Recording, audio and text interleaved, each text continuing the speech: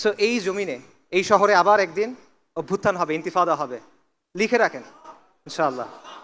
কিন্তু সেটাকে আমরা বিপ্লব পর্যন্ত নিয়ে যাব কিনা, এটা নির্ভর করবে আমাদের উপরে। আমরা যদি দিন ইসলামের ভিত্তির উপরে প্রস্তুতি গ্রহণ না করি, আল্লাহ প্রেক্ষাপট তৈরি করে দিবেন, নিশ্চিত থাকেন, আমি বারবার বলছি নিশ্চিত থাকেন, আল্লাহ প্রেক্ষাপট প্রস্তুত করে দিবেন। কিন্তু আপনি যদি প্রস্তুতি গ্রহণ না করেন, আরও 10টা অভ্যুত্থান হবে, আরও 10 লাখ মানুষ জীবন দিবে, কিচ্ছু হবে না। আমাদের রক্ত দিয়ে ইতিহাস লেখা হবে, কিন্তু আমরা ওই ইতিহাসে আমাদের নাম থাকবে না, যেরকম আমাদের এখন থাকে নাই। এটা হলো বাস্তবতা।